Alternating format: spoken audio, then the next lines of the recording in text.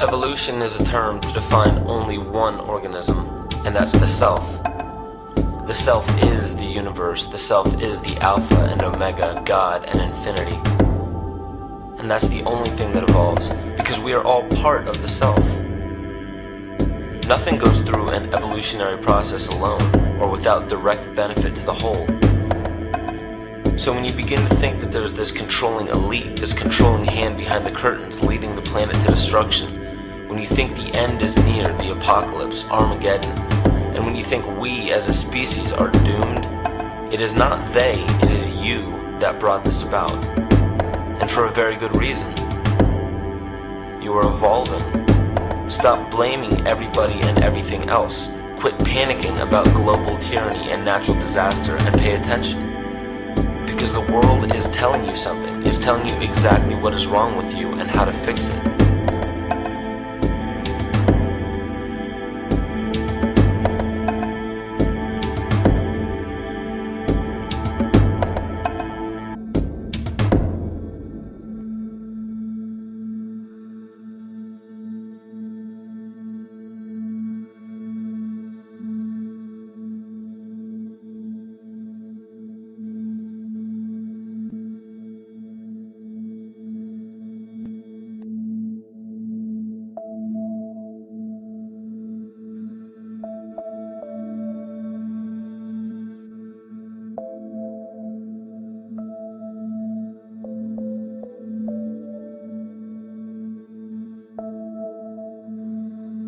The Earth is believed to have formed 4.6 billion years ago.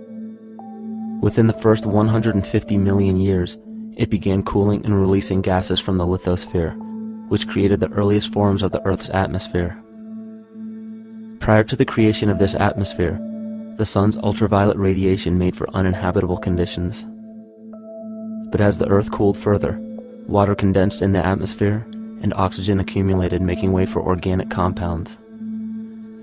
This spawned single-celled organisms, and then plant life. And down through time, the evolutionary chain continued. And then we arrive at a species that does not seem to fit as well as the rest. A wise man once said, "Reality is that which, when you stop believing in it, doesn't go away." For the tick, reality is a product of temperature and butyric acid. Its perception of the world is its reality. The bloodhound has 200 million scent receptors. Its perception of the world is based fundamentally on smell. A dog doesn't reason. A tick never thinks about the universe in any way separate from its biological interactions with the universe. Human beings, on the other hand. Imagine a boy. From a young age, he is taught wrong. This color is called red. This one is green. Red, green. Human beings are the only animal that forms ideas about their world. We perceive it, not through our bodies, but through our minds. Remember, red means stop, green means go. We must agree on what is real.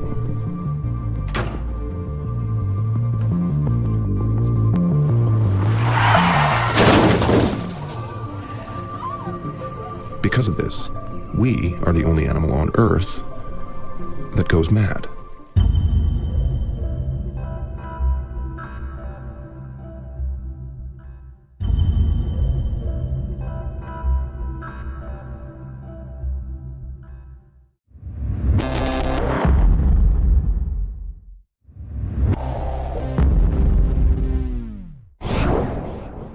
Homo sapiens' gestation period of 9 months mimics the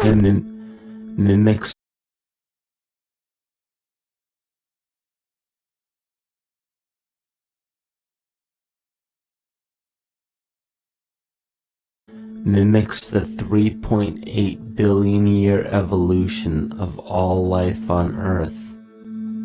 The human embryo repeats the evolution of all species. When the sperm and egg unite, this new creation is a single-celled organism. Within hours, this single cell divides and multiplies more rapidly than any other species. 4 weeks later, the embryo begins to develop gills mimicking aquatic life. A few weeks later, it develops lungs and a tail with reptilian appearance. From there, a mammal is recognizable, and then onto a primate form. It then sheds its laguna, which is the embryonic fur, and at last shows the characteristics of a human child. The human body is a community of approximately 50 trillion cells. Everything the body does, the cell does as well. Cells have respiratory and excretory systems. They feed, feel, think, and communicate with other cells. Trillions of cells make up a single organism called the human body, and billions of human bodies help make up the organism we call Earth. The Earth has more similarities with the human anatomy than you may think. Earth has its own electromagnetic generation, just like the human body. Research has found that a direct current of electricity flows through perineural cells found around every nerve in the body. These pathways are called energy meridians and have been used in the practice of acupuncture for at least 2,000 years. Dating even farther back is the notion of dragon paths or ley lines in which many megalithic structures and stone monuments were erected, marking the energy meridians of the Earth. These energy meridians are generated by the resonant frequencies of the Earth, called the Schumann waves. Each planetary body has its own resonant frequencies, and is determined by the circumference and diameter, as well as the speed of orbit and rotation. The Earth's resonant frequency starts at 7.83 Hz and ends with the 7th harmonic at 43.2 Hz, correlating with the 7 chakras. Ultimately, the greatest discovery of our Earth is its consciousness. A visible attribute of consciousness is an energetic field that governs the shaping of organisms. Morphogenesis is a scientific term to explain this very shaping of tissues, organs, and entire organisms.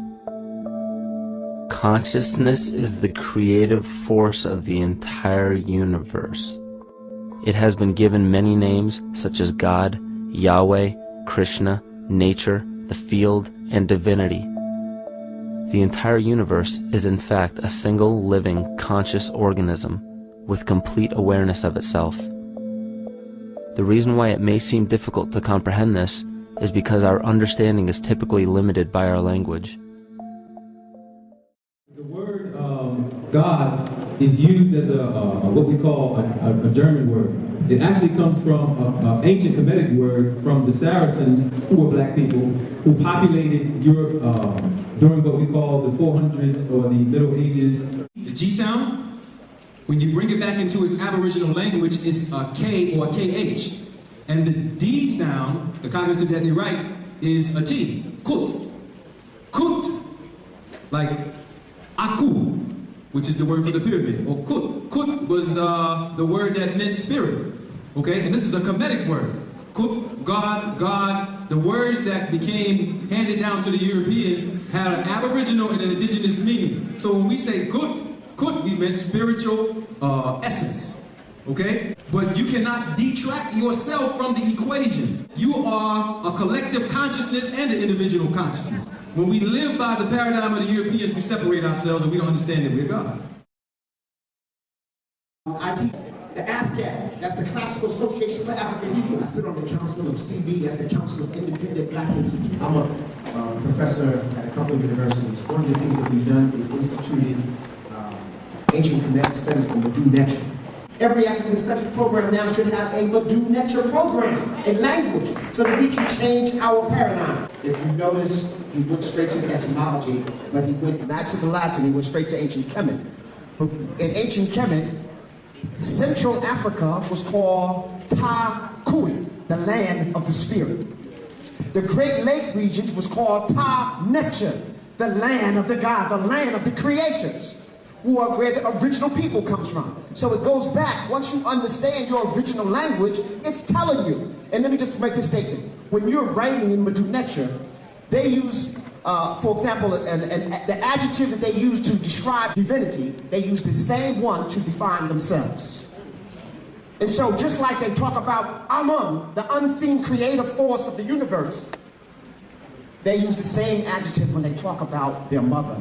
And so you now understand that when you see that Ankh, the key of life, it represents that you are the God, you are the spirit, and you represent and have a responsibility to protect life, to defend it, but also be a perfect example of it. And so you have to, that's one of our, if we looked at ourselves as the divine beings, then unity will become an irrelevant concept because that's all indwelled within it. That's right. That's right. People, we have to stop taking other people's word for our language, our culture, our ideas, our concept. And that's what we have to. That's what I'm talking about, changing the paradigm. Don't read necessarily what they got in the books, what they got on that History Channel. That's all controlled by the people who's messed up their mind in the first place. Almost every university that exists in America and around the world is based upon a European Caucasian paradigm. Right. And so what you need to do is change your paradigm, which is the foundation of your culture and everything that you do. You made a statement that we are God, right? Now, and you talked, and I heard you talk about not believing in the magistic spirituality, spiritual, not Satan, stuff like that. Okay, all right, well, I'm talking about, we say that we do believe in spirituality, that we have spirituality. So what are you using as a fact to say that we are gods? And when you say we are gods, are you saying that we are gods as being created of all things in existence? Or do you have another concept of God? Absolutely. The most ancient concept of a primordial creator comes out of the land that we call Africa, which was not called Africa at the time. But I can do this in 30 seconds. Shabaka stone, which is a reprint of the pre-dynastic concepts of the ancient Tamarian people or so-called African people. The first state that ever existed was called the Waters of Nu. The Waters of Nu are the scientific principle that we call today dark energy or dark matter. The neutron soup, cosmic blackness, no universe. The universe is an electromagnetic field that we live in with stars and planets, etc. From that Waters of Nu came Ptah. This is nuclear physics explained in cosmology. Ptah came in the form of a mound which represents waves. After Ptah, or Kepra, came Atum Re, or atom, the atom. Amen. Okay, so now you have this black, infinite consciousness that we call dark energy or dark matter. And by the time you get to a physical specimen of a human being, you have the personification of those energies into the supreme being on this earth, the black man. The original, the Tamarack, the Moor, the African, the Indian, whatever the hell you want to call it. We are a personification of those cosmic forces and the most supreme and intelligent being. The physical body is only the concretization of those spiritual energies which go beyond the physical body. This is why when you sleep, you don't stay in your body because you're in your physical body. So you are your mind, you are your body, and you are directly tied to that Waters of Nu, dark energy, dark matter, which they don't even know what the hell it is. You are the personification of it, and you are the gateway to create cause and effect. There's nothing else to do it. So if you don't want to accept that you're God, you will go through a lesson over and over again until you accept it that you are the supreme being.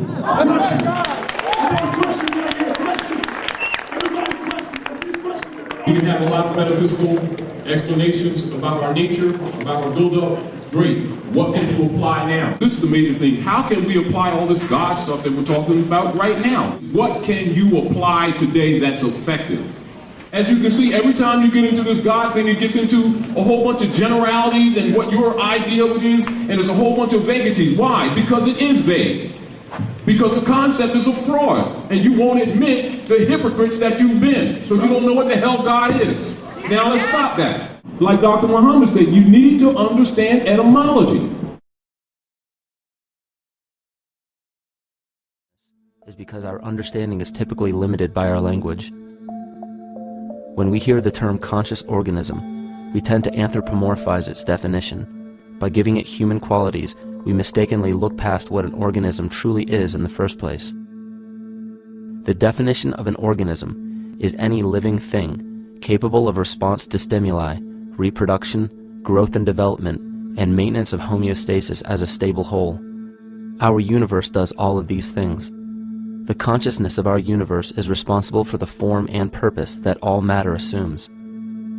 The Earth's resonant frequencies are a result of its form. These frequencies are responsible for biological rhythms, such as menstrual and circadian cycles, as well as behavioral and emotional patterns. The frequencies are then picked up by the flora and fauna, which are biological instruments that respond to the wave patterns. The wave patterns resonate in the cranial structure of our head and converge in the center of our brain, which is where we find the pineal gland. The pineal gland is believed in many cultures to be the spiritual third eye responsible for intuition. Descartes called it the seat of the soul where mind and body meet. Each individual cell in our body receives an electromagnetic impulse from our central nervous system. They receive the very same impulse that was disseminated to every biological instrument from the earth. An explanation of our conscious universe has been attempted by religion, science, and philosophy. The neglect of biological nature from any organism causes illness. A divorce from nature, exile from Eden, confounding of tongues, they are all symptoms not of a biblical God or deity, but the true self. The greatest and only threat to ourselves is a loss of self, the death of our divinity. As we barrel through history with oceans of information, yet barely a drop of wisdom, we have to understand how we lost ourself.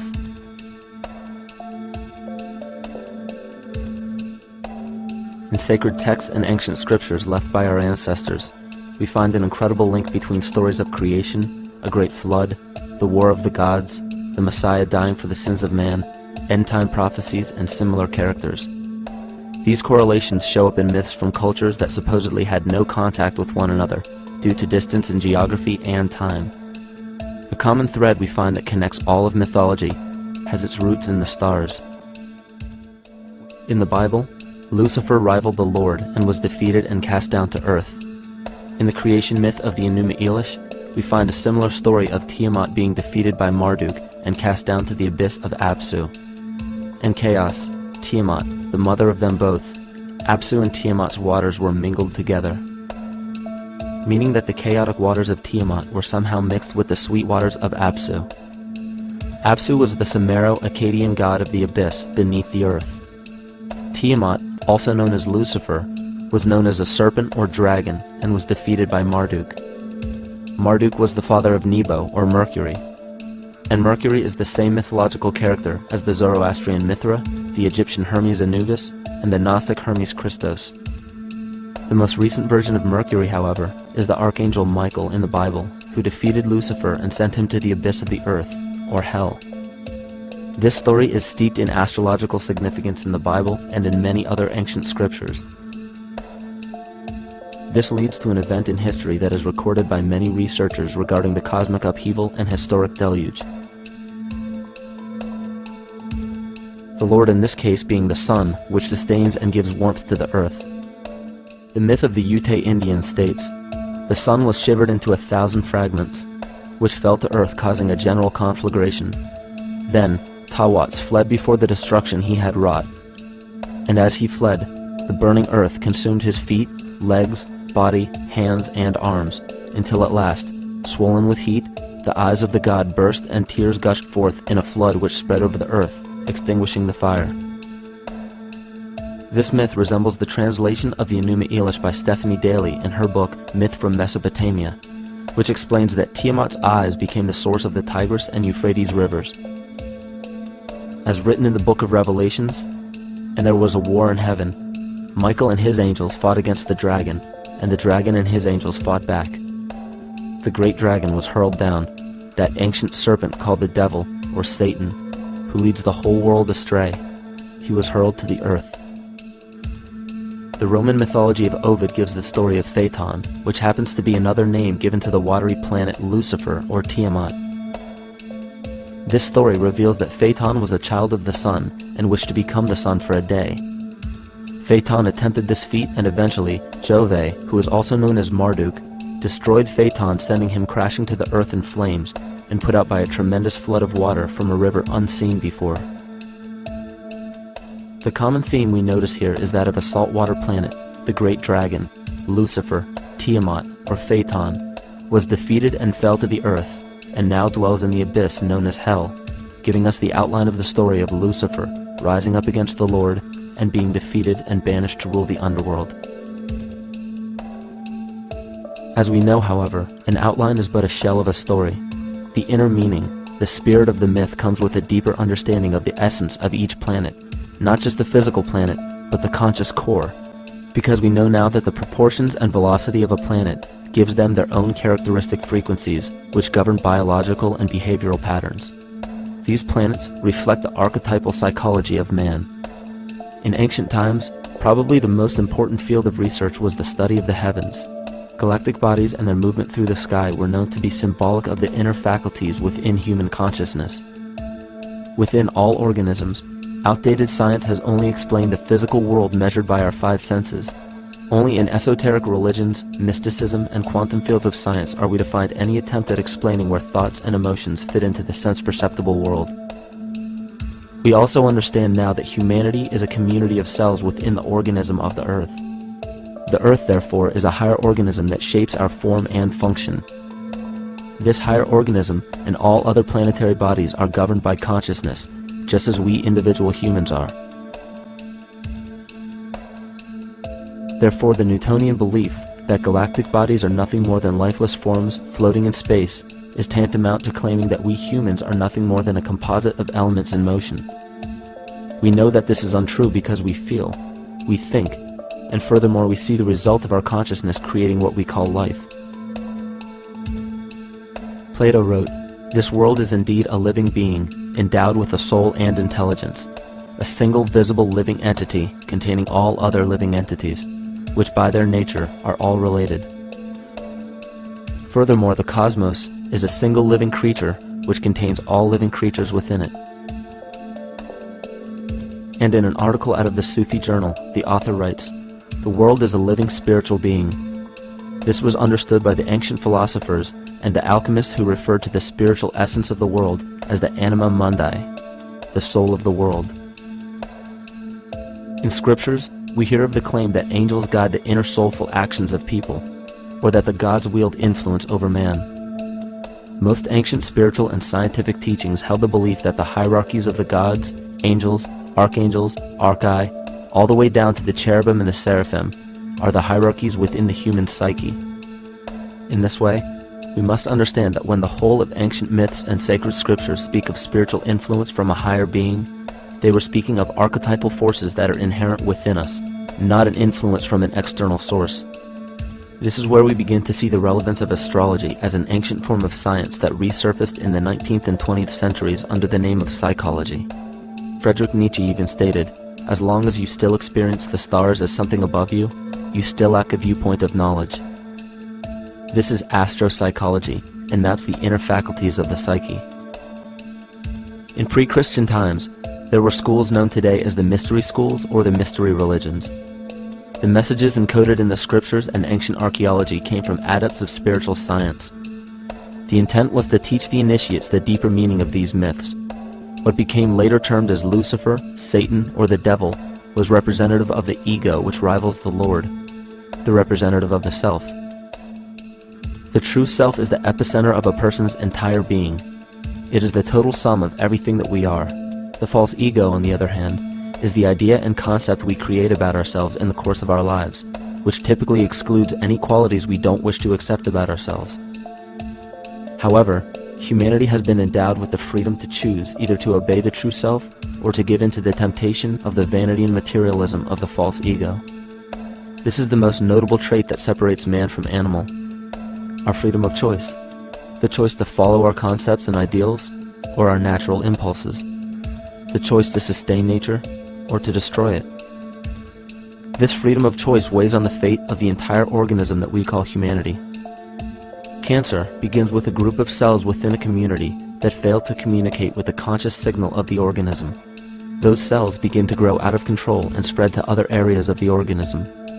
This very disease is evident in our world today. The cancer upon our earth is the domination of our false ego and our divorce from nature. Collectively, among every human, vanity leads to segregation and competition. Competition leads to fear and greed. Greed leads to deceit and immorality. And immorality is the breeding ground for illness, waging war on our earth.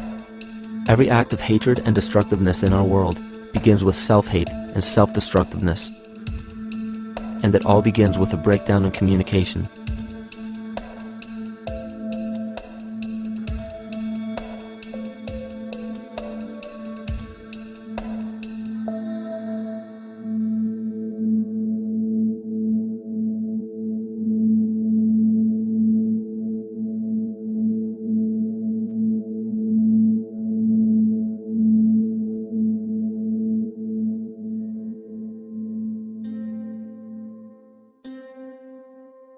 In nature, all that we perceive with our five senses is a result of two fundamental principles. Everything in existence is made of a relationship between vibration and matter. Vibration is a masculine creative force countered by matter, which is a feminine receptive force. Thus begins the principle of duality. We see this duality in ancient myths and philosophies, yet only those philosophies and scriptures that were perverted and raped of the original meaning gave the impression that one polarity was good while the other was evil. The original sages, adepts, and shamans taught that both are necessary, and one would not exist without the other. These two important principles come together to form all things in the universe. Even language, logos, the communication of any and all things in nature, depends upon this principle. Pete Peterson, in his works Cymatics, the Science of the Future, stated that nature shows examples of kymatica in everything. This phenomena is found to be one of the prime forces that moves biological evolution along its path. Dan Winter reproduced an experiment to prove that the ancient languages of Hebrew and Sanskrit, when spoken, create a vibratory frequency that moved matter into sacred geometrical patterns. Upon further investigation, Hebrew, Sanskrit, Aramaic, Arabic, and other elder dialects have older roots in a parent language of Gaelic and quite possibly an even earlier origin. In Swami Murugesu's The Science of Mantra, he claimed that when a person chanted specific words in Sanskrit while filming a burning candle, the intensity as well as the color of the flame would change due to the frequency that the word would emit. This same science has been shown to lower and raise blood pressure. And in his own words, certain sounds can affect their circulation and nervous system. Whatever change such vibrations cause extends to the mind of a person and also to the surrounding atmosphere, causing warmth or coolness. All this can be known by study and shown by practice. This rediscovered knowledge of the science of sound shows that sound is something more than mere vibratory signals. Not only does sound interact with life, but it sustains and develops it. It acts as a conduit of conscious intent between people, societies, and entire civilizations. Yet the psychic illness we endure due to the domination of our false ego is reflected in the collective. Our psychological schism has shut us off from communicating correctly with our inner self, which is exactly how cancer cells within the body operate. In the collective, we have created a language barrier between humanity and the rest of nature, acting as a global cancer. Recorded in history, the efficacy of the ancient languages has been severely uprooted. The alphanumeric translation from Hebrew to English shows a complete reversal of the two languages, giving the cymatic effect unnatural results. Dr. Leonard Horowitz stated in his work on DNA, 1/3 of the sensory motor cortex of the brain is devoted to the tongue, oral cavity, the lips, and speech. In other words, oral frequency emissions spoken or sung exert powerful control over life, vibrating genes that influence total well-being and even evolution of the species. A degradation of language in this case is shown to affect biology. If something as basic and important as language can be degraded and devalued to such a degree, yet never questioned, what else might we be missing? Well, I was born in Egypt in 1948, in the city of Alexandria. But I'll say immediately, although with great sorrow, I'm not an Egyptian. A lot of people assume automatically that if you're born in Egypt, you're Egyptian. The sad thing about Egypt is that you're always a non-Egyptian if you're not by blood. I'm born from a family of my father's side were Belgians. They immigrated to Egypt in the 1890s. And my mother's side, Maltese. Alexandria had a very, very large foreign community, about 250,000 in the post-war, in the 1940s, 50s. Big cosmopolitan city. It has always been a cosmopolitan city from the day of its foundation by Alexander the Great. But it regenerated itself in the pre-war days, mainly because of the establishment of the modern Egyptian state after the Napoleonic invasion. And many foreigners came to settle there. I'm 3 generations in Egypt. And so I grew up there and went to school there and went to an English school. I left when I was 19 and I went to England. First with a little stop in Switzerland where my brother was living. And I came to complete my studies, which took me till 1973. I decided to go into construction engineering. I did it at the South Bank Polytechnic in London. And that's it, you know, I was ready to do a career in the construction industry, which in a curious way, I found myself taking overseas jobs. Partly because I wanted to travel, and partly because I spoke languages.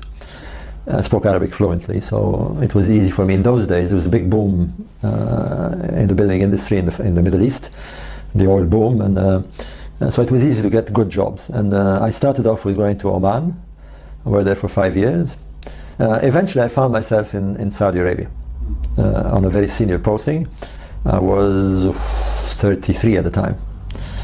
And quite frankly, minding my own business in Egyptology. I mean, it wasn't my thing at all. I had a vocation like everybody else. I got interested. I read books about the pyramids, but that's about it. Until as things happen. I call it my, although I don't compare myself to Isaac Newton, I still call it the apple that fell on my head. And I'm a great believer that things occur all the time, but we just don't pay attention. Everybody knows about the apple that fell on Newton's head. I don't know if it's a true story or not, but it typifies the reaction of one man who asked the right question: why did it fall? I happened to go to Egypt from Saudi Arabia to visit my mother, who was still living there. And I took a diversion before going to Alexandria. I went to the Cairo Museum. You know, when you live in Egypt, you just don't do these things, you know. Tourists go and see the pyramids, not the Egyptians. So it was an odd thing for me to do, but I don't know, it's something took me there. And I went into a room where they kept the relics of the pyramid builders. Very little. As you may know, very little has been found of the great pyramid builders. And there was on the wall a picture, a photograph, a very large photograph, taken by the Egyptian Air Force in the 1950s, which showed a direct overhead of the 3 pyramids of Giza. And I recall I had, in those days, I'm talking 1981 here, 82, I can't remember the exact date, where, you know, there was no internet, there was no fax. I mean, you know, the faxes were being introduced then, you know, so a very different world. And it sounds strange for us to say, you know, I was surprised to see an aerial photograph, but you didn't see aerial photographs commonly in those days, you know, let alone satellite photographs. So to me, it was a novelty. I mean, I'd never seen them from the air that way. And I had an old, well, now it's old, I had a nice Olympus camera with a black and white film in it, and I took a picture. And that was it, you know, I returned to Saudi Arabia, developed, and I had forgotten about it until I developed the film. And it just was one of those things. I was surprised that nobody had raised that question, like Newton's question. I saw 3 pyramids, 2 very large ones.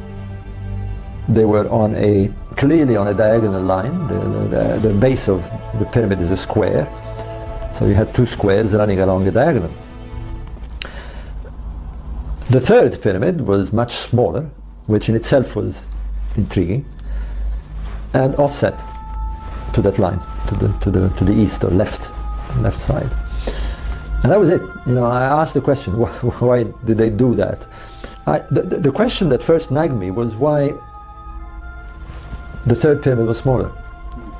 You know, all I had read about from Egyptologists was that these kings who built pyramids were megalomaniacs, and they mobilized their country, and they were, you know, so why would the 3rd builder advertise a smaller pyramid?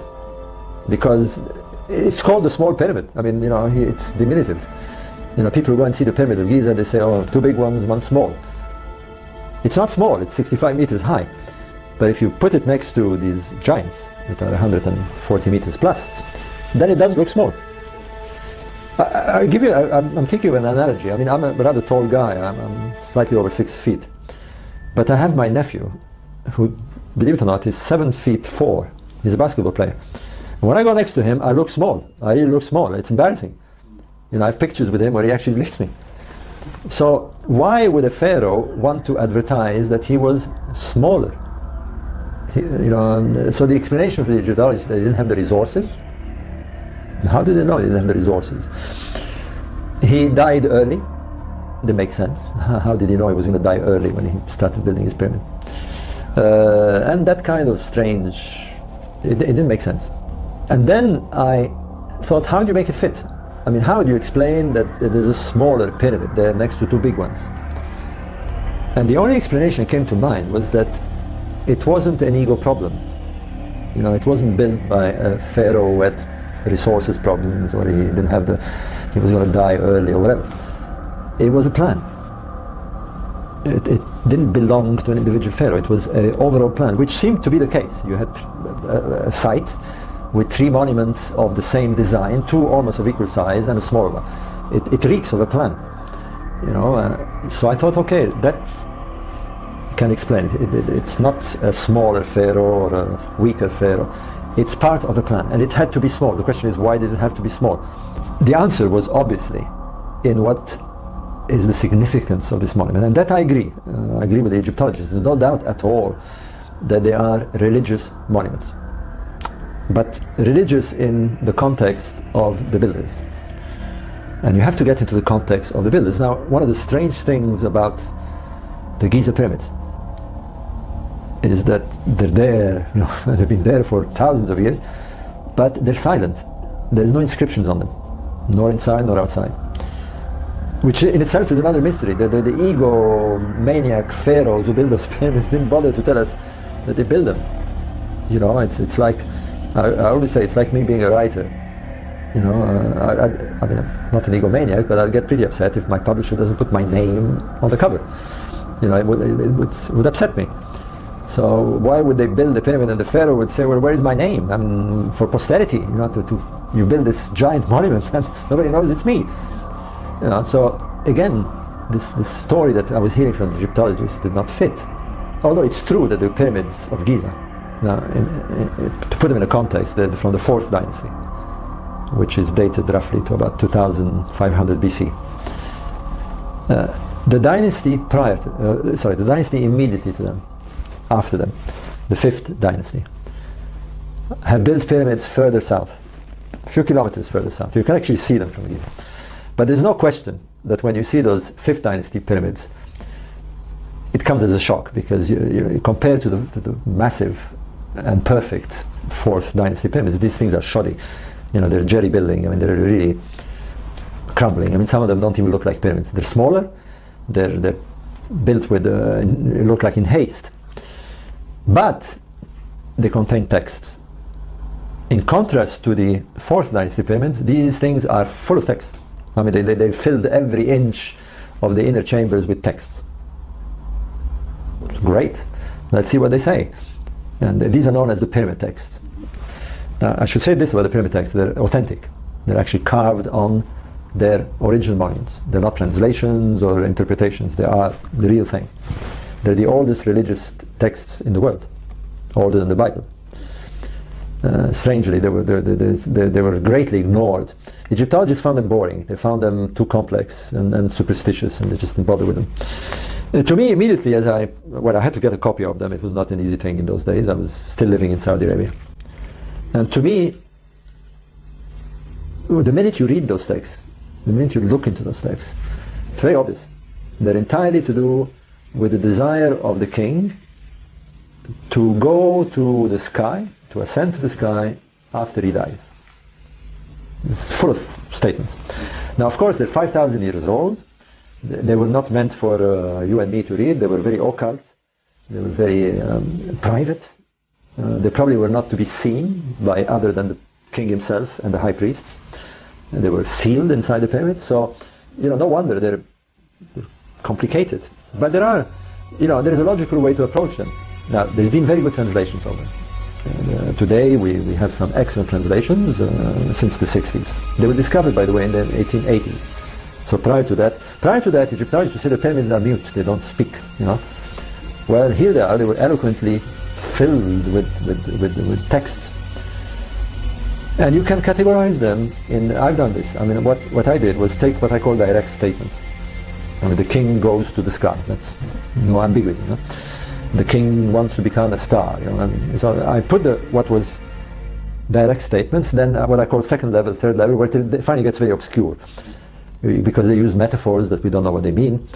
Now, as an example, because, we accept metaphors for granted when we know them. I mean, when we read the New Testament, for example, we say the Lamb of God gave his blood. So if you don't know who the Lamb of God is, you really don't get it. So, you've got to realize that they do use metaphors like this in these ancient texts, and there's a point where you have to abandon it. You just can't get through. But there's no doubt that when you read those texts, the king wants to go to the stars. He wants to become a star. He wants to join his father in the sky. They believed that kings believed that they were the sons of Isis and Osiris, the original founders of their civilization.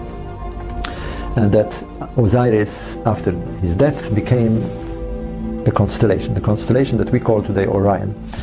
And there he created a kingdom, if you like, for the dead, for the kings. And the kings wanted to join him there. Basically, today we would say it's impossible, unless we build a starship and whatever. They didn't think like we do, and that's where you have to spend a lot of time with these texts. Now, I'm jumping the gun here because I want to tell you what happened that led me to look into all this deeply. Now, I stumbled, after my return from Egypt, I'm sort of catching back the trip, I stumbled on a passage of these texts. Not a full translation. There was a friend of mine who had a coffee table book, and the luck of the gods will be that it mentioned the king wanting to go to the constellation of Orion.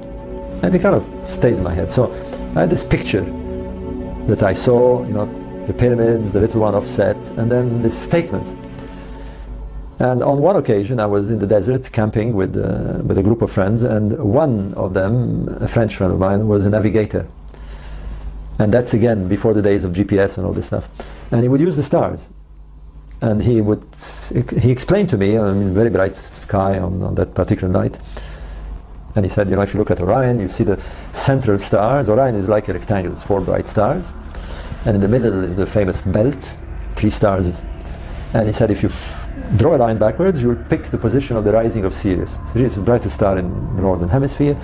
Once you've got Sirius and it's bearing, that's it, you know where to direct yourself. And then, just like that, it's one of those, that's where the apple came. He looked again at the stars, and he was a bit apologetic. He said, I said they were in a row, but they're not in a row. There's the 2 bright ones are in a row, and the little one on top is offset. And to me, he was saying the same thing that I was saying about the photograph of the pyramids. And knowing that there was a connection between the king's desire to go to the stars and the pyramids he built, the penny dropped. The apple dropped on my head. I got very excited, but it wasn't. At first, I thought, somebody must have noticed or something. It's one of those strange things. I'm sure I'll waste my time. So I wrote to a few Egyptologists, and it became very obvious that they had never heard of it. I finally stumbled on the late Professor Edwards, Sir Ivan Edwards, who was very interested. And he invited me to come and see him when I had an opportunity to come to England, which I immediately thought, okay, why not? And the first holiday I had, I knocked on his door in Oxford, very sweet man, and he said, come in, we talked about it. And he told me something that I didn't know. He told me that indeed the Egyptologists had known of a direct connection, not just with the texts, but with the pyramids of Giza, with the Great Pyramid, that inside the king's chamber were shafts, narrow shafts, and one of them had been worked out by Egyptologists and astronomers to have pointed to Orion's belt at the time of the construction of the pyramids. And I thought, well, there you are. I mean, what more do we want? And as I got more into this subject, I discovered something else, which to me was utterly puzzling, because the Egyptologists insisted that the kings who built those pyramids were following the sun cult, that they believed that the pyramids were solar symbols, that they represented the rays of the sun shining down or something like that, or staircases leading into the sun. But as you read the pyramid text, it's very obvious that the king did not want to go to the sun. The sun was the sun god. He wanted to become a star. There's no question about it. On top of that, not the Giza pyramids, but there are pyramids of the same dynasty, one at Abu Ruash, built by the son of King Cheops of the Great Pyramid, and one built by Pharaoh on the other side, north, just a few kilometers, a fourth dynasty pharaoh called Nebka. And here it was. The kings gave names to the pyramids. They identified themselves with the pyramid. They saw themselves as themselves being part of the pyramid. And they named the pyramid. And they named them as a star. The one in Abu Ruash is called Jedefra, is a star. And the one in Zawiyat al-Aryan is called Nebka, is a star. So what more do they want? The pyramids are identified as stars. The king wants to go to the stars of Orion. There is a shaft pointing to Orion's belt, and the pyramid on the ground looks like Orion's belt. I mean, it looks like a duck, it walks like a duck, it quacks like a duck, it must be a duck. And so I thought, I'm going to publish this. And I did. I mean, I eventually, through contacts with Professor Edwards, I published an article, actually a series of articles, in 1987 to 89. And that's it. I mean, I thought I've done my job, I've downloaded it from my mind and let them do what they want to do with it. But I wasn't satisfied. I mean, nothing really happened. A couple of letters here and there, but that was it. And I thought, this is strange. I mean, this thing is too important.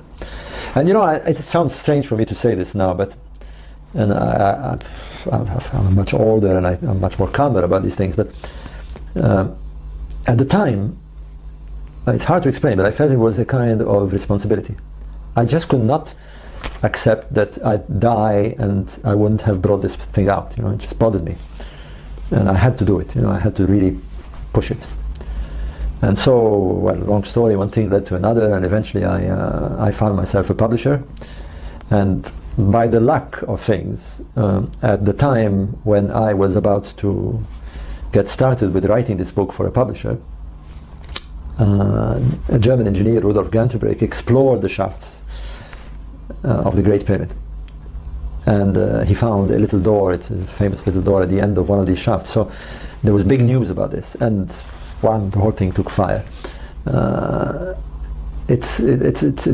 me, it was one of those huge 360 degrees situation. I mean, from one day to the next, I became the star pyramid man. My life changed completely. I always remember this. The BBC did a major documentary on it, and I went the next day to London with my wife, and we were visiting some friends, and I stopped in Piccadilly Street, and I wanted to buy some flowers, and the seller said, "Oh, you're the pyramid man." And I thought, my God, what have I done? And it was overwhelming, because clearly I touched a nerve here, especially the way it was presented. I mean, of course, the BBC exposed it. Suddenly, it was broadcasted on a major channel, and everybody saw it. And who didn't see it were told about it. Every Egyptologist in the country was up in arms, And suddenly I found myself overwhelmed by this. There was a lot of anger, and Egyptologist so-and-so in this newspaper was saying I was a charlatan, and it went out of control for a while. But I kept my nerves, because it's very unnerving. You're getting attacked by some very senior people, some heavyweights, professors and deans and all. But then I thought, wait a minute, it makes sense. I don't care what they say. And frankly, they were coming up with very annoying criticism. First they did the personality thing. I mean, I wasn't an Egyptologist, and I didn't know what I was talking about, and he's a charlatan, and believe me, I was called a lot of things. And there was some instance where it got very nasty. I mean, in Egypt I was called an anti-Jewish supporter, a Zionist, and here I was called an anti-Semitic for some reason, I don't know. It all went berserk. Well, here's the weird one, is that the pyramids, there was an old theory that the pyramids were built by the Jews in captivity. Now, if you supported the theory, you were a Zionist, according to the Egyptians. If you didn't support the theory, to some you were anti-Semitic. But there you are. I mean, I had people saying you're anti-Semitic, you don't support it. It all came out because once you're exposed that way, you're out there, and anybody can take a pot shot at you. And in this case, the big guns came out. I mean, it wasn't just the lunatic fringe taking pot shots. I mean, I had heavy weights. I mean, I had the Ministry of Tourism in Egypt, the director of the antiquities, but things have, I've learned how to deal with this. And the funny thing about this, I mean, I began to see, I mean, I was getting angry because I began to see that there was a kind of auto da fe here. I mean, not only they wanted my blood, but their arguments were very almost inquisitional. I mean, strange arrogance that came out. I'm not saying in general. I mean, there are some nice Egyptologists and some, but I was astounded. For example, this business about the door. There could be a chamber at the end of this shaft. Maybe there isn't, we don't know. But I had the German director of the German Archaeological Institute who was responsible for this exploration, and I remember sitting next to him with the BBC. And this man quite happily said, there is nothing behind this door. And I remember the BBC guy, taking notes, and so I gave him a nudge. I said, ask him, how does he know? It didn't occur to him, because it's funny how it doesn't occur to people to ask these authorities. They take them for granted. So I said, ask him how he knows there's nothing behind the door. And he said, why do you ask me? I said, well, I mean, how do you know there's nothing behind the door? And all he could say, after getting green and red in the face, was, because I am an expert. I said, I'm Professor so-and-so. So I said, it's not good enough. So I began to see this kind of strange world that I thought academics were very broad-minded and liberal, but there was such a lot of backstabbing, a lot of refusal when things were so obvious. So I use phrases now like, they can bring me 100 Egyptologists, if I'm concerned. I tell them it doesn't matter how many you bring. Truth is not democratic. You don't vote on truth. If it's true, it's true. I'm sorry. You can bring me a zillion professors, and that's. And there's a wonderful phrase by the Robert Schoch, who also did a huge controversy over the age of the Sphinx.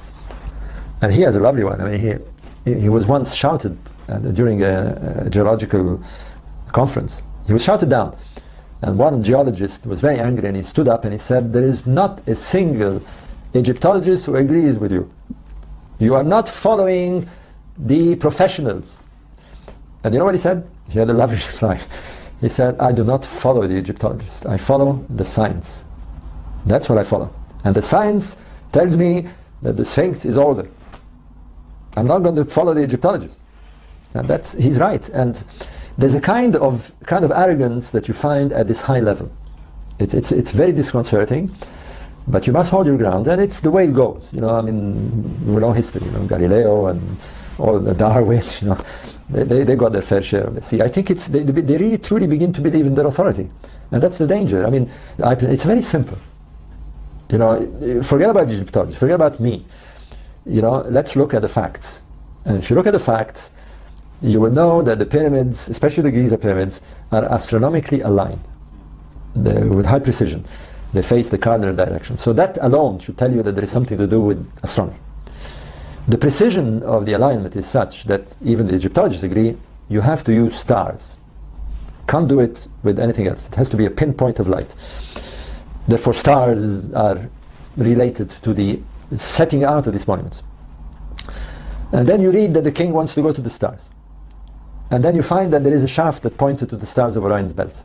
And the king wanted to go to specific stars. And then you look at the picture and you say, well, 3 stars, 3 pyramids, 2 large pyramids, 1 offset, small one, 2 stars, 2 bright ones, 1 smaller one offset. You've got a correlation.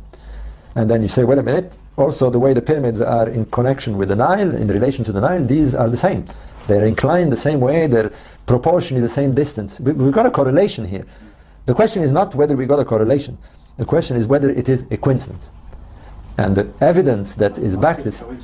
Well, if it is, it's one of those incredible things. You know, it just doesn't fit the coincidence. The needle is going into the no coincidence side.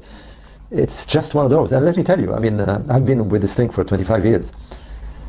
It's not a coincidence. And to ignore it is to me, well, of course, gradually as the dust began to fall and the anger began to dissipate, some Egyptologists began to look into this. And some are open, some at least talk about it. It's been discussed at universities. Where it's taken the right direction is when archaeoastronomers began to look at this. Because frankly, Egyptologists are not the right guys to look at this. You need to know some basic astronomy. You know, you need to understand about precession, for example. You need to understand why the stars look the way they do today and why they change. So that was a problem. Now, my problem was that when you talk to an astronomer, he said, I don't know anything about Egyptology, so I won't talk about it. And when you talk to an Egyptologist, he said, I don't know anything about astronomy, so I won't comment about it. So who's going to comment? You know, the angry guys were commenting. So eventually, there is now a profession. There are chairs at universities that blend the two. We call this archaeoastronomy. People who study archaeology and astronomy at the same time. Because why? It's not just the ancient Egyptians.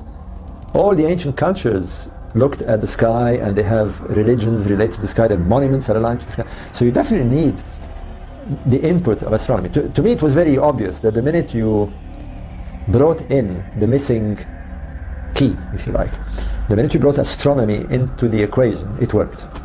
If you're looking at the pyramid text without astronomy, to me it was like looking at the balance sheet of an accountant and refusing to say there are numbers. You know, if you don't understand numbers, then how can you read the balance sheet?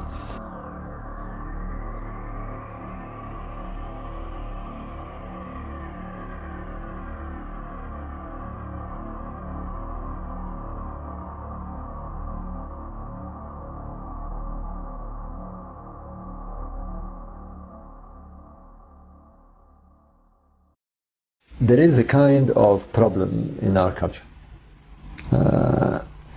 We have become uncomfortable with something that we should not be uncomfortable with. We're uncomfortable about the mystery of our existence. You know, scientists feel very uncomfortable with this. They felt uncomfortable discussing my theory, which is a very logical theory. We're not talking about aliens here, we're not talking about paranormal, we're talking about people who wanted to design a cemetery representing that sky zone that they wanted to go. There's nothing crazy about it. In their mind, they were doing something else, of course. In their mind, they were building some sort of spiritual machine, if you like, that was going to launch them there. But there's nothing crazy about it. And yet they refused. They felt very uncomfortable about this. So if they feel uncomfortable about this, forget about talking about, you know, what we obviously all know we have. There is a unseen aspect of our existence. You know, in fact, to be the way at my age now, I realize that 90% of my existence is unseen. It's all going in here somewhere. There is a mystery. There's a great mystery, and we're part of it. And we really don't know. The huge problem we have in our way of thinking is that we externalize the thinking. We think we're going to find the answer somewhere. Now, the funny thing is that we have the answer. You know, we are actually made from the original source. It's true. You know, that fragment that blew up 20 billion years ago is somewhere in you. A piece of it is in you. We're it. You know, and we forgot to internalize our search. I mean, the ancient sages, you were talking about the great masters, they internalized. And the reason they did, luckily they didn't get born in our era, because they would have been influenced and they wouldn't have done it. When you don't have a technology, when you don't have a scientific technology, but you have geniuses. You know, that's the funny thing about when you study history and ancient history and prehistory. You know, it's very annoying when you read that they were supposed to be primitives. There is no reason why there wasn't Einsteins and Newtons and geniuses. They were, but they didn't have the scientific technology. They had the same brain. And they use that brain to internalize. They try to explain somehow their existence by searching inside. And for all we know, they probably arrive closer to the answers than we will with all our technology. So yes, I believe in the mystery, and I believe that for some reason I saw this thing. And I thought, wait a minute, what do you mean by this first time? They kept talking about a long time before, when the god Osiris had established. And I thought, wait a minute, if they speak of Osiris as being the stars, what would be the first time of these stars? And of course, it brought me to this idea of precession. There is a cycle of 26,000 years. What would constitute the beginning of such a cycle? And as you observe these stars over that long-term cycle, you can do that with a computer, what seems obviously the beginning is when they're at their low, at their nadir, if you like. And then they rise to the maximum and then they drop again on this cycle. So I thought, let's look at the beginning. Do they mean something? And I was stunned, because as you brought them down, if you like, if you precess the stars to the beginning, you arrived at a very strange date. You arrived at the date of 10,500 BC. And all the bells began to ring here, because there was the strange prophecies made by the American seer, the Edgar Cayce, which I'm not into that at all, but I thought, how weird. I mean, you know, he guessed it, you know. And then I thought, wait a minute, let's look carefully at the sky. And I remember the software is such that I was looking due south. I was looking at the way the stars moved up and down in the cycle. And the software is such that if you press E, you go east. If you press W, you go western. So for some reason I pressed E. So let's see what happens east. And there it was, you know, floating over the east, precisely due east, was the constellation of Leo. Now I didn't need to be told anything, because I knew that there was a monument that was a lion looking in that direction. And I thought, this is too much. I mean, it can't be. I mean, it's very odd. I mean, now we have two monuments, two sets of monuments, the three pyramids, like Orion in the south, and the Sphinx, like Leo, in the east, locking at the same time. So I phoned Graham Hancock. I said, you know, have a look at this. And you know, I'll go to the grave on this one, because it caused a hell of a lot of commotion. Because the Orion mystery already was causing a fuss, but at least it was within the dating that the Egyptologists gave. But now when we started talking about 10,500 BC, they were not happy at all. But you see, the reason they were not happy is they couldn't simply poo-poo it. You know, the logic was incredibly clear here. You know, the Egyptians invite us to look at Orion, we look at Orion, and then they invite us to look at the beginning of a cycle, we look at the beginning of a cycle, and bang, look what you've got. It's pure logic. You know, there was nice, clear, straightforward logic. Of course, all the arguments, they didn't know Leo at the time, all this stuff, but it was there. And you see, I don't see it like that too much nowadays, but what was going on was suddenly we began to form a camp. You know, we were the alternatives, you know, called an alternative historian. And they were the orthodox. And we realized we were battling. You know, they were, and we began to realize why they were angry, especially with me and Graham Hancock. They were angry because our arguments were solid. Otherwise they wouldn't even bother. You know, and that's what got them angry, is that people would say, well, why do you say they're wrong? I mean, look at the logic, you know.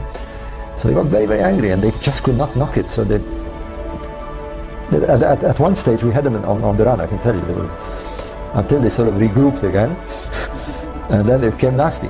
You know, they would go and fish around experts, you know, and they would have Professor so-and-so saying, you know, I've looked at this and this is rubbish, you know.